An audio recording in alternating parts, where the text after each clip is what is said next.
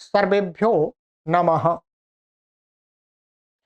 देववाणी संस्कृतम यूट्यूब चलदृश्यं प्रति भवतां भवतीनांच हार्दं स्वागतम। मित्रों, साहित्य दर्पण के द्वितीय परिच्छेद को पढ़ रहे हैं और द्वितीय परिच्छेद की हमारी 5 कक्षाएं हो गई हैं और हमारी जो अभिधा शक्ति तक कंप्लीट हो गया।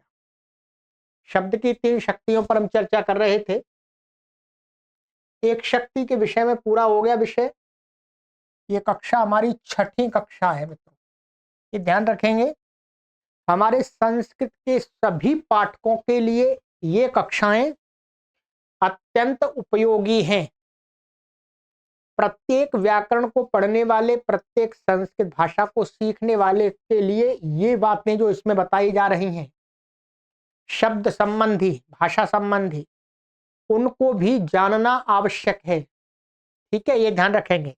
इसलिए मेरे सभी जितने भी पाणिनि व्याकरण को पढ़ने वाले, चाहे नव्य व्याकरण को पढ़ रहे हैं या प्राचीन व्याकरण को पढ़ रहे हैं, आप सभी पाठकों से मैं निवेदन करूंगा कि इस सीरीज को अवश्य देखें। ये सीरीज मैं आपके व्याकरण के ज्ञान को और अच्छा बनाने के लिए चला रहा हूं। ठीक है, व्याकरण में अपना विषय है, परंतु व्याकरण का विषय यदि इसके साथ जोड़ेंगे तो उसमें 4 चांद, माने वो और अच्छा बनेगा आपका है।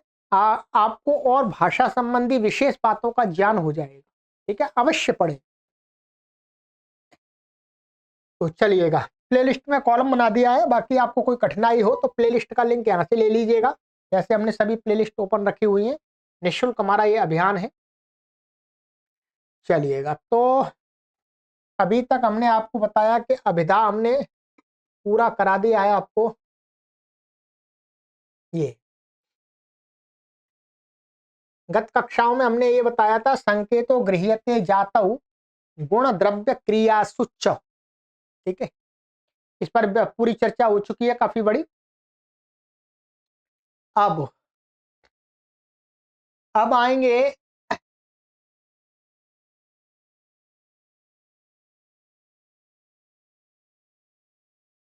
लक्षण। ठीक है जी, लक्षणा शक्ति। लक्षणा शक्ति भी बहुत सुंदर है। इसका जो व्याख्यान होगा वो आपके लिए बहुत उपयोगी है।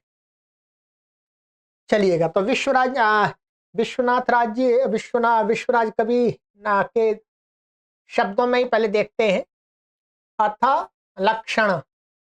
अब यहां से आगे ये लक्षण की परिभाषा बताएंगे। लक्षण शब्द की शक्ति क्या होती है, उससे क्या ज्ञान होता है हमको। ठीक है, आइएगा। क्या कहते हैं, श्लोक है ये, इसका कार्य का कहते हैं, इसको श्लोक भी कहते हैं।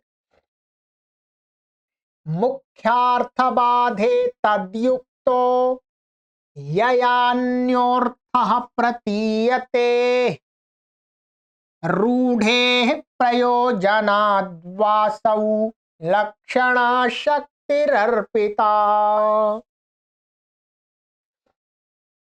देखिएगा, अभी मोटा मोटा ऐसे कार्य पर विचार कर लेते हैं, फिर इसी का जो कमेंट्री है उसको जब पढ़ेंगे तब इसका अर्थ पूरा खुलेगा विद एग्जाम्पल।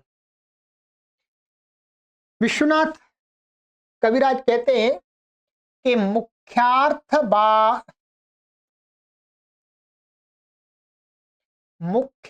बाधे।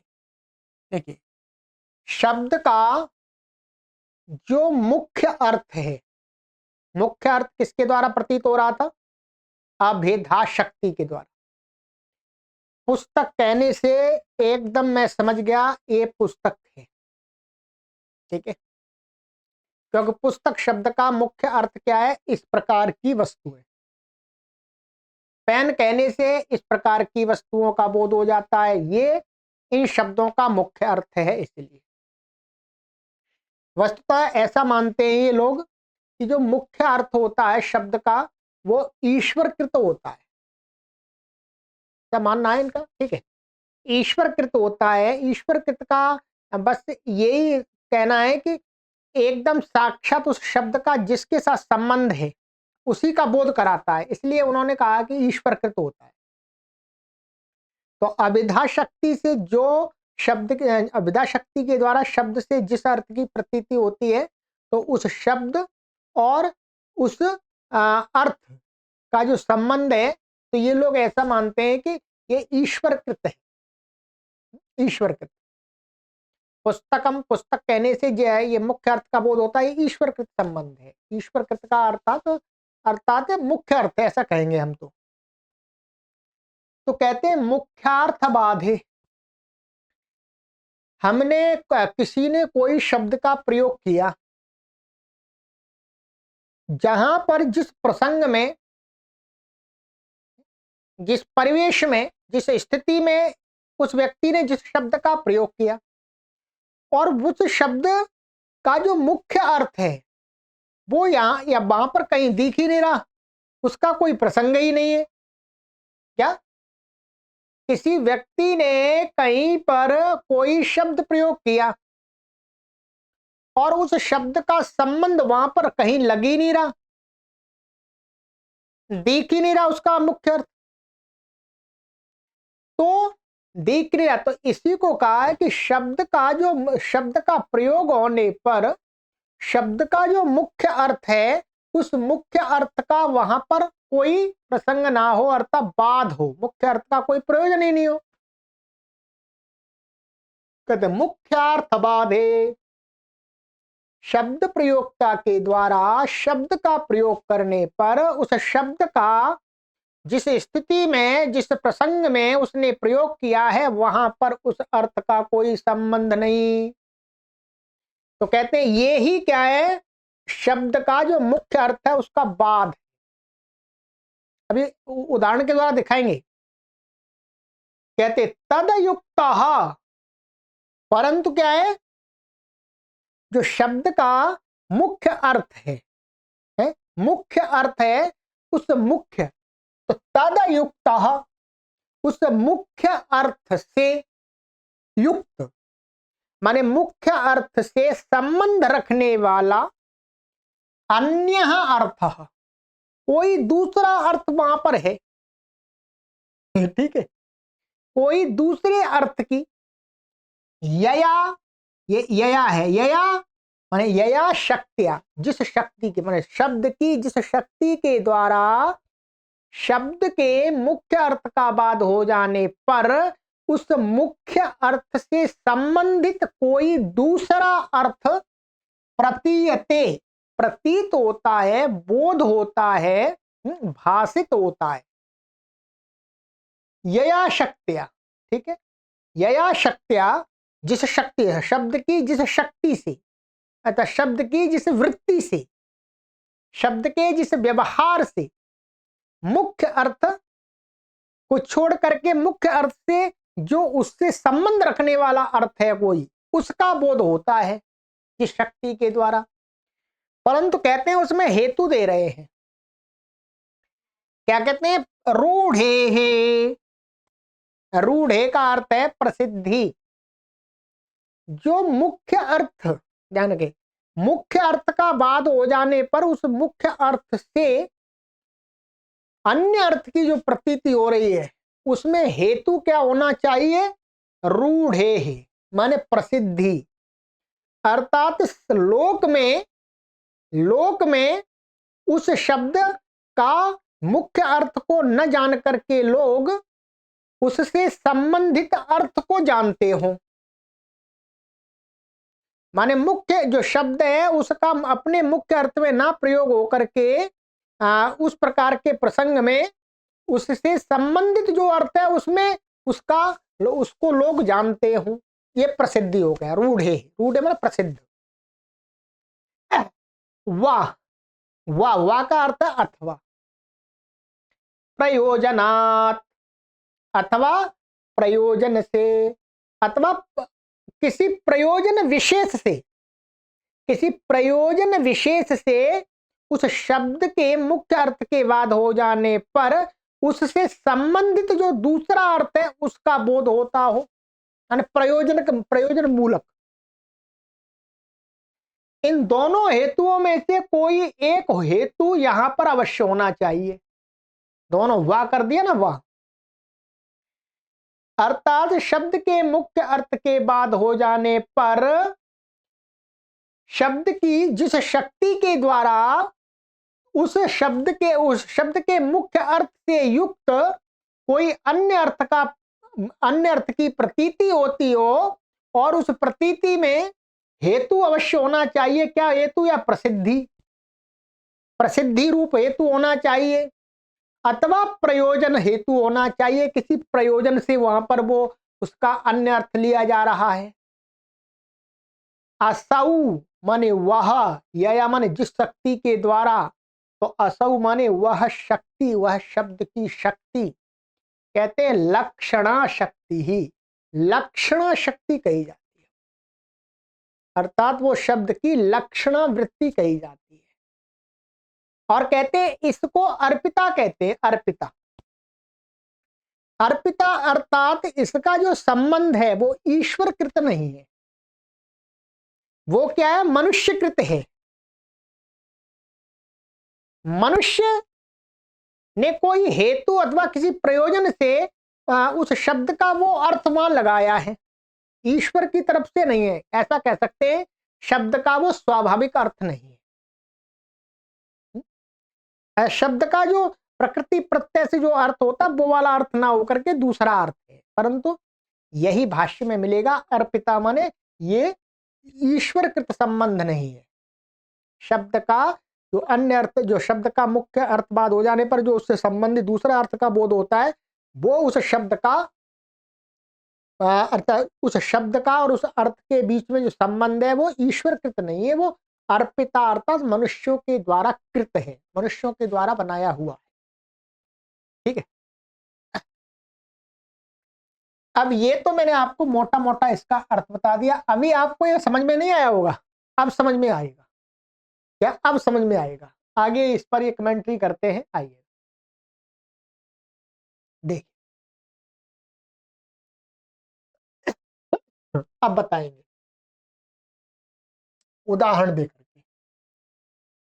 जैसे कलिंगः साहसिकः इत्यादौ कलिंगादि शब्दो देश विशेषादि रूपे स्वार्थे असंभवन यया शब्द शक्त्या स्वसंयुक्तान पुरुषादीन प्रत्यायति यया च।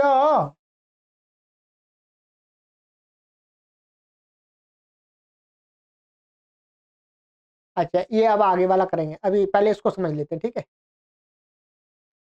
कहते हैं किसी व्यक्ति ने यहाँ कोई ये दो शब्द कहे, वाक्य कहा, माने कलिंगः साहसिकः, माने साहसिका माने साहसी व्यक्ति, निडर निर्भीक व्यक्ति। ठीक है। और यहाँ का कलिंगः, कलिंगः साहसिकः, ये विशेष और विशेषण के रूप में प्रयोग किए किसी ने वाक्य में। ठीक। अब यहां पर शंका होती है कलिंग में, साहसिक में कोई शंका नहीं।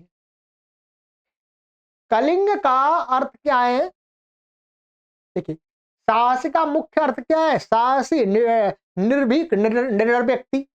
तो यहां पर वही अर्थ है कि जो व्यक्ति निडर होता है, निर्भीक होता है तो उसको साहसिक कहा। परंतु यहां पर साहसिक कलिंग, कलिंग, कलिंग क्या है? कलिंग एक स्थान विशेष का नाम है, जिसको राजा अशोक ने कलिंग पर आक्रमण करके विजय प्राप्त की थी। तो ये कलिंग क्या है? कलिंग एक देश है, स्थान का नाम है कलिंग। अब यहां पर कोई कहे कलिंग साहसिक, भाई उस देश का नाम है।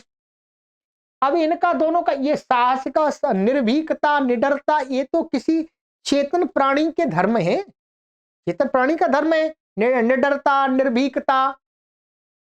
साहसिकता किसी, और कलिंग स्थान है निर्विभोज जड़। तो कहते हैं कि ये कलिंग या शब्द का प्रयोग किया किसी ने, इसका मुख्य अर्थ है कि एक भूमि का टुकड़ा। वो अर्थ तो इसका यहां पर संबंध नहीं लग रहा। अब अभिधा शक्ति के, अभिधा शक्ति का बाद हो गया, क्या हो गया, अर्थात अभिधा शक्ति के द्वारा जो मुख्य अर्थ था उसका बाद हो गया। बाद में मुख्य अर्थ इसका क्या है, देश। यहां देश का कोई संबंध नहीं लग रहा, देश साहसिक हो ही नहीं सकता। तो अब कहते हैं, अब मुख्य अर्थ, अब इससे संबंधित कलिंग देश में, कलिंग देश का संबंध किसके साथ है, ये कहते हैं कलिंग देश में रहने वाले निवासी जो लोग हैं, कलिंग देश में रहने वाले जो लोग हैं वो भी तो कलिंग देश, उनका कलिंग के साथ संबंध है। तो कहते हैं उसी के साथ संबंध लगा लेंगे तो लग जाएगा। तो कलिंग साहसिक, माने कलिंग देश में रहने वाले जो व्यक्ति हैं वो तो साहसिक हो सकते हैं क्योंकि वो तो चेतन प्राणी है। तो इसलिए कहा अच्छा इसका मुख्य अर्थ का बाद होने पर मैं देश का अर्थ नहीं, या देश अर्थ का वाच्य, देश वाच्य नहीं है इसका, इसका वाच्य कलिंग देश में रहने वाले व्यक्ति। ठीक है। अब ये यहां पर कलिंग शब्द से मुख्य अर्थ को रोक करके जो गौण अर्थ, जो उससे संबंधी जो अर्थ है उसका बोध कराने वाली जो इसकी शक्ति है वो कौन सी है, लक्षणा। क्या, लक्षणा शक्ति कहा। कोई कहे भाई कलिंग, कलिंग शब्द का अर्थ तो देश होता है, आपने पुरुष कैसे ले लिया है? तो कहेंगे ये यहां पर इसका अर्थ बाद हो रहा है, अर्थात इसका किसी के साथ कोई संगति लग नहीं रही, ये अनर्थक हो रहा है शब्द, और शब्द अनर्थक है नहीं। यहां पर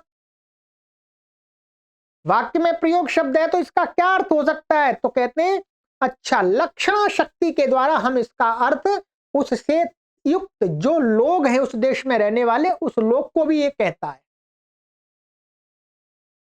क्या लोगों को कहते हैं, ये कैसे पता लगा, तो कहते हैं प्रसिद्धि। कलिंग शब्द कलिंग देश में रहने वाले लोगों के लिए भी प्रसिद्ध है लोक में। ये इसमें हेतु आ गया जो हमने वहां कहा ना, रूढ़ है, हेतु भी होना चाहिए। कोई कहे इसका हेतु क्या है, कलिंग शब्द का लक्षणा के द्वारा उस पुरुषों में प्रयोग हो रहा है, क्या इसमें हेतु क्या है, तो कहते रूढ़े प्रसिद्ध प्रसिद्धात। ये कलिंग शब्द कलिंग देश में रहने वाले लोगों के लिए प्रसिद्ध होने से, ठीक है। इत्यादौ कलिंगादि शब्दों, कलिंगादि जो शब्द है कलिंग लिया है, देश विशेषादि रूपे, माने देश विशेष का रूप में प्रयोग होने वाला, कहते हैं स्वार्थे, स्वार्थे माने अपने, इसका अपना अर्थ क्या है, देश विशेष, उसमें असंभवन, यहां पर तो संबंध संभव ही नहीं है, देश साहसी हो ऐसा हो ही नहीं सकता, तो अपने स्वार्थ अर्थ में तो असंभवन, असंभवन में न संभव न होता हुआ, कहते यया शब्द शक्त्या, जिस शब्द शक्ति से स्वायुक्त संयुक्तान, अपने से संयुक्त पुरुषा पुरुषादीन, पुरुषों को प्रत्यायति मैंने बोध कराता है, बोध कराता है, जिस शक्ति के द्वारा कराता है वही शक्ति क्या होती है, लक्षणा शक्ति। अभी बताएंगे और आगे। और आगे कहते हैं ययाच, और जिस शक्ति के द्वारा, अभी एक उदाहरण और देंगे।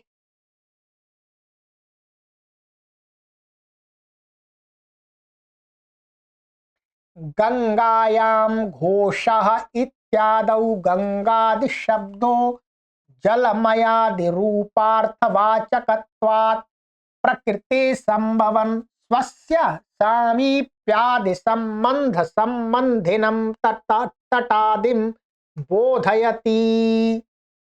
इतना हो गया। सा शब्दस्य अर्पिता स्वाभाविकेतरा ईश्वरानु ईश्वरानुद्भाविता वा शक्तिर्लक्षणानाम। क्या कहा ऊपर, यया च, और जिस शक्ति के द्वारा, गंगायाम घोषः, ये बहुत प्रसिद्ध उदाहरण है, ठीक है।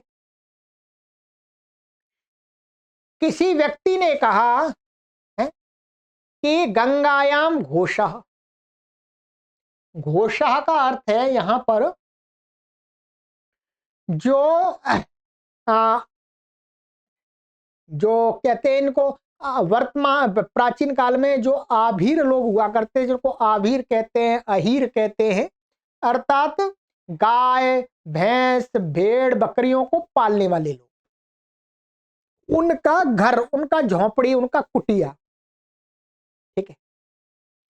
तो किसी ने कहा कि भाई वो कहां रहते हैं, उनका घर कहां है, आभीरों का घर कहां है। तो किसी ने कहा गंगायाम घोषः, कि उन आभीरों का घोष माने जो झोपड़ा है, जो कुटिया है, घर है, वो गंगा में है।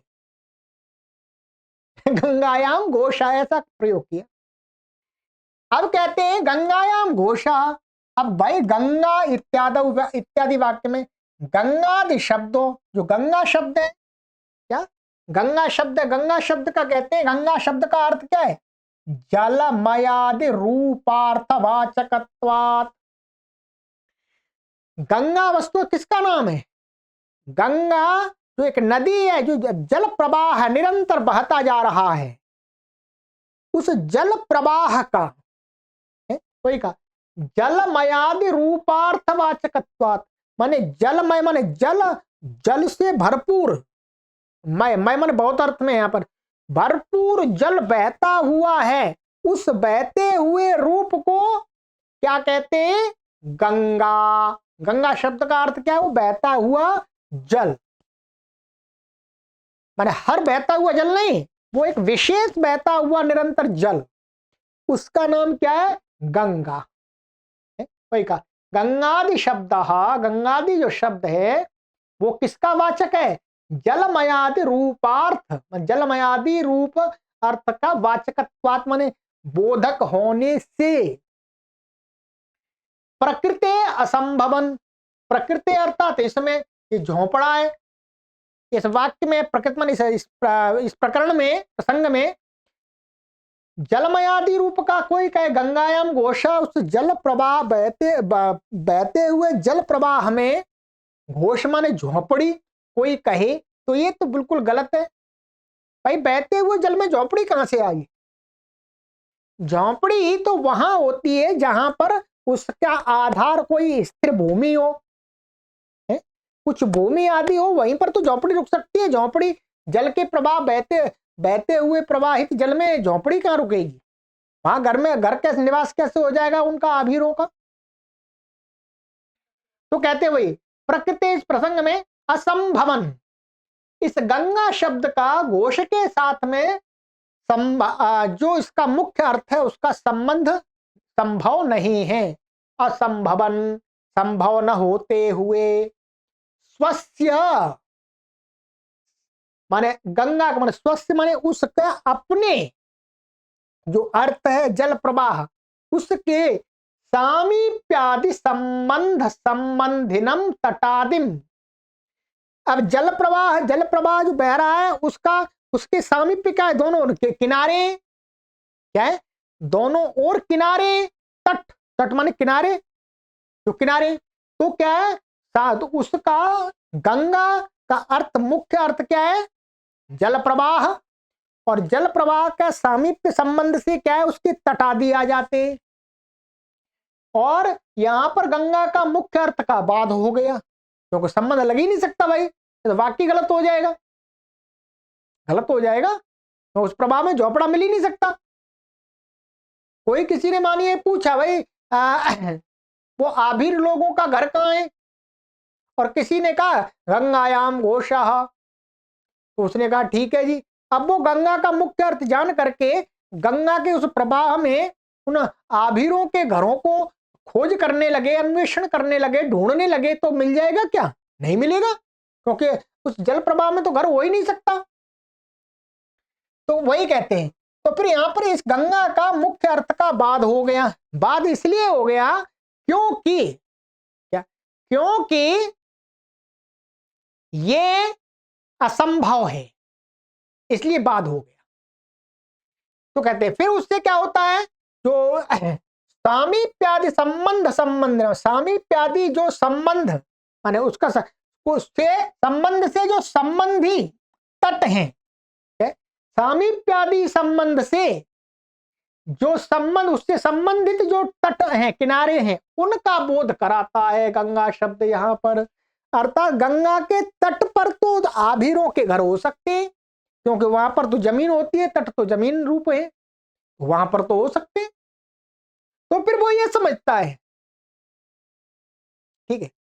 तो कहते तटादि बोधयति, तटादि का बोध कराता है। गंगा शब्द यहां पर क्या, गंगा के तट का वाचक बन जाता है। तो मुख्य अर्थ का बाद हो गया, तो गौण अर्थ वो इसका लक्षण से दूसरा अर्थ आ गया, उससे संबंधित तदयुक्त। सा शब्दी शब्द से अर्पिता, कहते हैं जो ये शक्ति है, जिस शक्ति के द्वारा ये अर्थ आया है, कहते हैं ये शब्द की वह अर्पिता, अर्पिता शक्ति है। जो लक्षण शक्ति है वो कैसी है, अर्पिता। कहते हैं स्वाभाविकेतरा, ये स्वाभाविक शब्द की शक्ति नहीं है, स्वाभाविक से भिन्न मनुष्यकृत है। ये तो मनुष्य ने अपनी बुद्धि से अर्थ लगाया कि गंगा यहां घट नहीं सकता जी, गंगायाम घोषा में गंगा का मुख्य अर्थ, तो इसको दूसरा ले लीजिएगा, तट। ऐसा तो नहीं है क्या गंगा शब्द कहें तो हर जगह वही गंगा दी, गंगा के तट आ जाए, ऐसा नहीं है। तो स्वाभाविक तरह, और कहते हैं अथवा इसको ऐसा कह सकते हैं, वाह वाह ने अथवा ईश्वर अनुद्भाविता, अर्थात ये ईश्वर के द्वारा की गई नहीं है। जो इसका मतलब क्या हो गया, जो अभिधा शक्ति है उससे जो अर्थ की प्रतीति होती है, वो शब्द और अर्थ का संबंध है, वो क्या है, ईश्वर कृत है। जो अभिधा शक्ति है वो ईश्वर कृत है।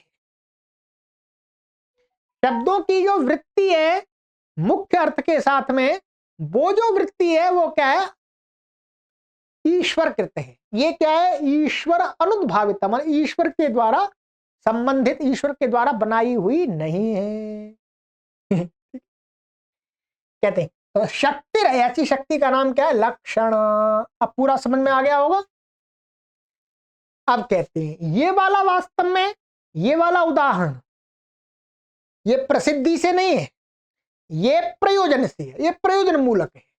इसमें हेतु क्या है, हेतु इसमें प्रयोजन, वो अभी बताएंगे, ठीक है। अभी समझा रहे, क्या रहे, पूर्वत्र हेतु रूढ़ि प्रसिद्धि रेव, कहते हैं पूर्वत्र, पूर्वत्र का अर्थ है जो पहला वाला उदाहरण था, कलिंग साहसिक, तो वहां पर कहते हैं हेतु, उसमें हेतु क्या है, जो कारिका थी, कारिका में दो हेतु बताए थे, रूढ़ि अथवा प्रयोजन। तो उसमें कौन सा है हेतु, हेतु अवश्य होना चाहिए, ध्यान रखेंगे, बिना हेतु के नहीं होगा। बिना हेतु के लक्षणा वो शब्द के से लक्षण, शब्द की जो लक्षण शक्ति है वो अर्थ का बोध नहीं करा सकती। तो कहते पूर्वत्र वाले पहले वाले उदाहरण में तो हेतु हेतु हेतु ये दीर्घ हो जाता है, यहाँ पर विसर्ग है, रू है, रो का लोप हो जाने पर, और फिर डरलो पे पूर्व से दीर्घो अणह से दीर्घ हो जाता है, हेतु सही है ये बिल्कुल। रूढ़ी, रूढ़ी है माने हेतु, इसमें क्या है, रूढ़ी। प्रसिद्धि रेव, क्योंकि कलिंग शब्द कलिंग आदि देश में रहने वाले लोगों के लिए प्रसिद्ध है, लोगों में, इसलिए इस हेतु से वहां पर लक्षणा शक्ति के द्वारा पुरुषों का बोध होता है, ठीक है। अब आगे कहते हैं उत्तरत्र गंगा तटे घोषा इति प्रतिपादना लभ्यस्य शीतत्व पावनत्वातिशयस्य बोधन रूपम प्रयोजनम। अब देखिएगा, उत्तरत्र माने जो दूसरा उदाहरण दिया था, गंगायाम घोषः, गंगा तटे, गंगा के तट में, यहां पर क्या हो रहा था, गंगा शब्द का अर्थ क्या है, गंगा तट, लक्षण के द्वारा आया। तो अब इसमें हेतु क्या है, हेतु क्या है, प्रसिद्ध तो नहीं है। गंगा शब्द गंगा के तट के अर्थ में प्रसिद्ध नहीं है। गंगा कहने से प्राय करके गंगा का उस जल प्रवाह का ही बोध होता है, ध्यान रखेंगे।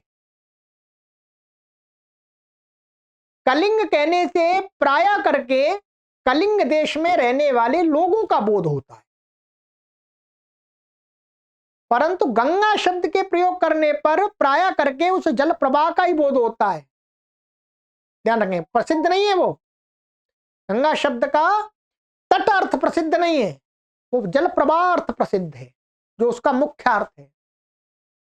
इसलिए यह प्रसिद्धि तो नहीं है। कहते गंगा तट में, गंगा के तट में घोषः माने गंगा तटे घोषः इति प्रतिपादनात्, माने गंगायाम घोषः का अर्थ क्या हम करते हैं? गंगा के तट पर घोष माने उन आभीरों के घर, उन आभीरों के घर। इति प्रतिपादनात् माने ऐसा प्रतिपादन करने से, ये अर्थ लेते। तो कहते हैं कि अलभ्यस्य, क्या है ये? प्रतिपादनात्, अच्छा अनालभ्यस्य, समझिए, प्रतिपादनात् अनालभ्यस्य शीतत्व पावनत्वातिशयस्य बोधन रूपम प्रयोजनम। किसी व्यक्ति ने ये कहा कि उनके आभीरों के घर कहाँ हैं, तो उसने कहा गंगायाम घोषः। गंगायाम घोषः कहने से वहां पर जो वो ये बताना, साथ में उसका प्रयोजन ये है, गंगायाम घोषः बताने का प्रयोजन उसका ये है कि गंगादि तट में जो शीतत्व माने शीतलता, गंगा जहां बहती है उसके तट जो दूर तक माने कई किलोमीटर तक उसका तट माना जाता है वास्तव में, तो तट जो कैसा होता है? शीतलत्व, शीतल होता है, ठंडा प्रदेश होता है वो तटों पर। नदियों के किनारे का जो जहाँ पानी बहती है नदियां, जिन नदियों में पानी बहता है उनके किनारे कैसे होते हैं? आसपास के इलाके शीत ठंडे होते हैं। तो वही कह रहे हैं शीतत्व और पावनत्व, और क्या है? वहां पवित्रता भी होती है, निरंतर पानी चलता रहता है, पॉल्यूशन फ्री एरिया होती है। तो पवित्रता का माने कहते हैं प्रतिपादन से अनालभ्यस्य, क्या है? अनालभ्यस्य का अर्थ अप्राप्तस्य।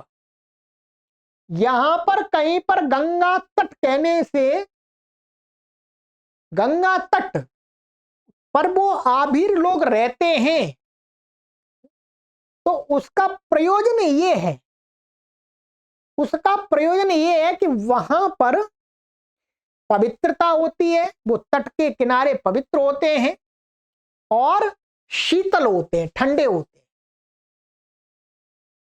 इसलिए उनके घोष वहां पर है। शीतलत्व, पवित्रता आदि, वहां पर रोग आदि कम होते हैं, तो पशुओं को रख करके वहां पर उनके पशु आदि अच्छा दूध आदि देते हैं। ठीक है, तो कहते हैं कि प्रतिपादनात् अनालभ्यस्य शीतत्व पावनत्वातिशयस्य, माने शीतलता और पवित्रता की अतिशयता, अतिशयता का बोधन रूप प्रयोजन, माने जो वहां पर ये जो प्रयोजन क्या है इसमें, इसलिए गंगायाम घोषः, गंगायाम घोषः कहने पर जो लक्षणावृत्ति का लक्षण जो शक्ति है उसकी वहां पर हम उसका जो तत्संबंधी अर्थ को ले रहे हैं, बताना चाह रहे हैं।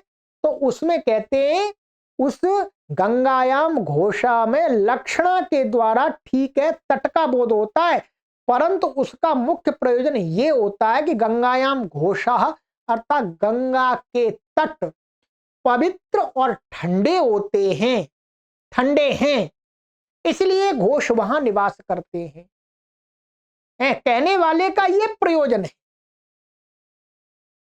है। किसी ने पूछा आभीरों के घोष कहाँ हैं, तो किसी बताने वाले ने मन में कहा कि आभीरों के घोष तो वहां हैं भाई जहां पर शीतलता होती है, पवित्रता होती है वो कहाँ होती है? गंगा के तट पर।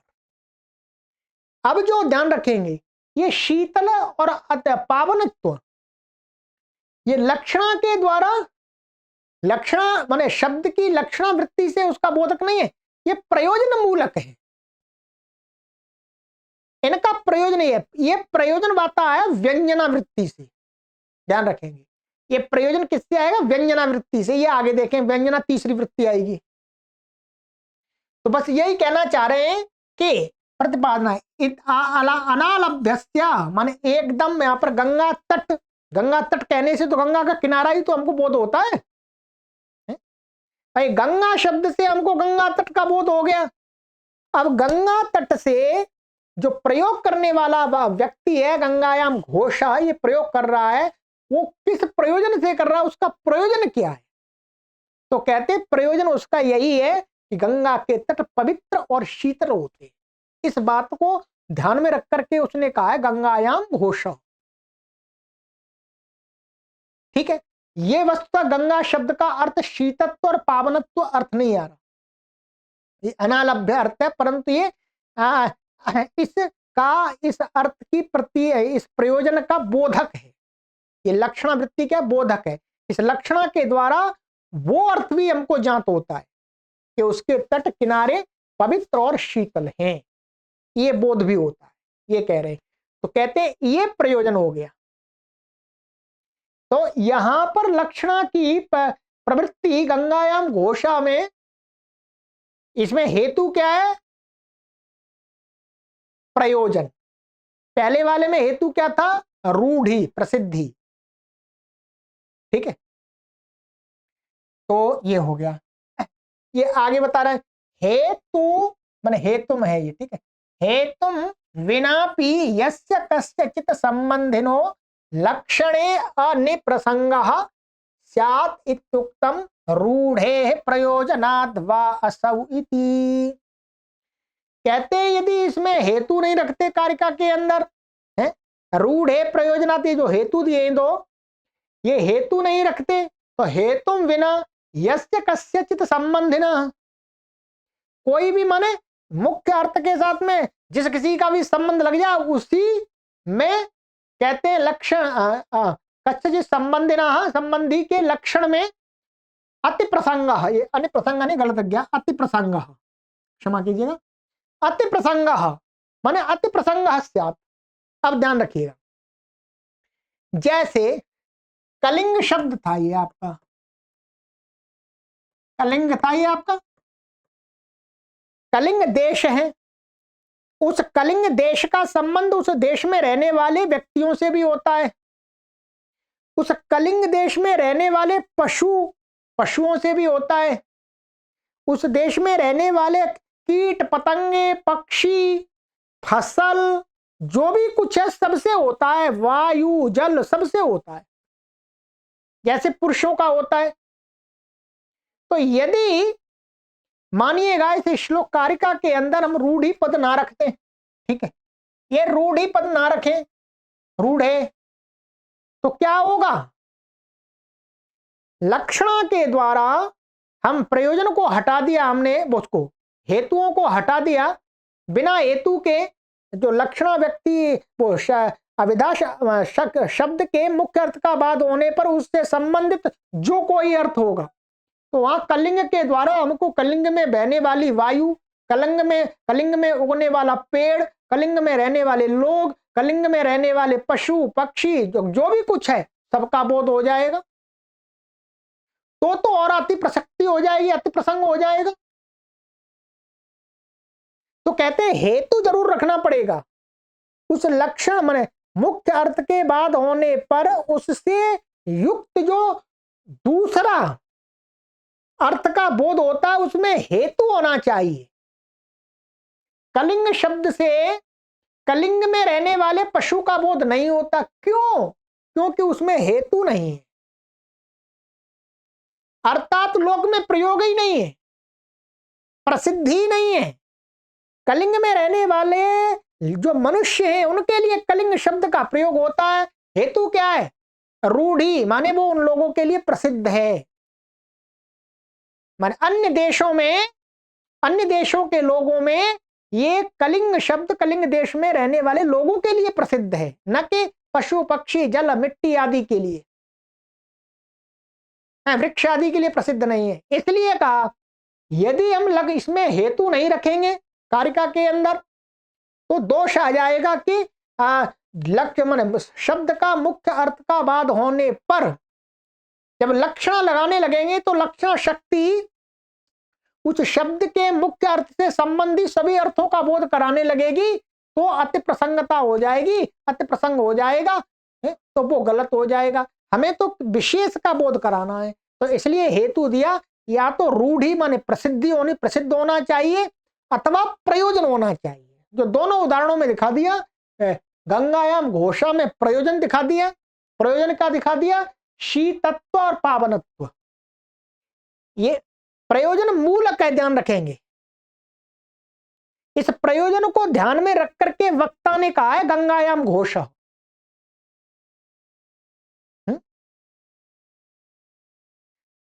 तो वही कहते हैं स्यात अति प्रसंग, स्यात अति प्रसंग हो जावे, तो कहते हैं इत्युक्तम, इसलिए कारिका में कहा है रूढ़े प्रयोजनाद वा असौ, अथवा रूढ़ी प्रयोजन हेतु होना चाहिए अथवा प्रयोजन हेतु होना चाहिए।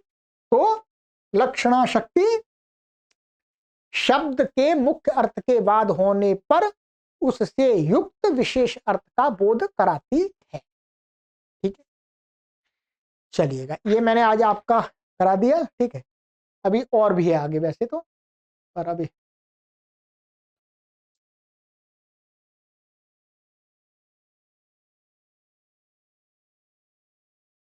चलिएगा, अधिक बड़ा हो जाएगा ये। अभी इससे संबंधित अब दूसरों का मत दिखाएंगे इसमें। ठीक है, ये जो विश्वनाथ कविराज हैं ये दूसरों का मत दिखा करके फिर अपने मत को बताएंगे। ठीक, ये आगे की कक्षा में चलेंगे। ठीक, मैं विस्तार से इसलिए पढ़ा रहा हूं क्योंकि दूसरे YouTube चैनलों पर किसी ने भी पढ़ाया पर विस्तार से नहीं पढ़ाया। मैं एक एक शब्द करके आपको समझाना चाह रहा हूं, ठीक है, जिससे आपको पूरा समझ में आ जाए, पूरा समझ में आ जाए। ठीक है, मैंने आपको एक एक शब्द करके अब समझा दिया ना, इसमें क्या परेशानी बताइएगा। अब आप इस कारिका को आराम से समझ सकते हैं। ठीक है, कारिका को आप आराम से समझ सकते हैं कि अब इसमें कोई कठिनाई नहीं होगी। बताइएगा कि मुख्यार्थवादे तद युक्ता यया अन्यो अर्थ प्रतीयते रूढ़े प्रयोजनाद्वा असौ लक्षणा शक्ति अर्पिता। ठीक है, क्या शब्द के मुख्य अर्थ का बाद हो जाए, शब्द का प्रयोग करने पर शब्द के मुख्य अर्थ का बाद हो रहा हो अर्थात मुख्य अर्थ की प्रतीति नहीं हो रही हो, तो कहते हैं उससे युक्त अर्थ यया शक्ति मन, जिस शक्ति के द्वारा शब्द की जिस वृत्ति के द्वारा अन्य अर्थ माने उससे युक्त अन्य अर्थ की प्रतीति हो, परंतु उस अन्य अर्थ की प्रतीति में हेतु होना चाहिए। क्या कहते हैं? रूढ़ी प्रसिद्धि, लोक में प्रसिद्ध होना चाहिए तभी, अथवा प्रयोजनात् अथवा प्रयोजन मूलक होना चाहिए। किसी प्रयोजन विशेष से वो अर्थ उससे संबंधी वो अर्थ का वह बोध हो रहा हो। ठीक है, तो वो क्या है, वो शक्ति लक्षणा होती है और वो अर्पिता होती है, अर्थात स्वाभाविक के तरह माने स्वाभाविक शक्ति नहीं होती है। स्वाभाविक शक्ति तो अभिधा, वो स्वाभाविक शक्ति क्या होती है? अभिधा। ये तो अन्य शक्ति मनुष्यकृत होती है, ईश्वर अनुद्भाविता माने ईश्वर के द्वारा बनाई गई नहीं होती है। ईश्वर के द्वारा बनाई गई कौन सी शक्ति होती है? शब्द की अभिधा शक्ति। अब पूरा उदाहरण आपको पूरे दे दिए। ठीक है, घटा लीजिएगा आराम से। ठीक है, अब इसमें आगे दूसरों का मत दिखाएंगे ये। ठीक है,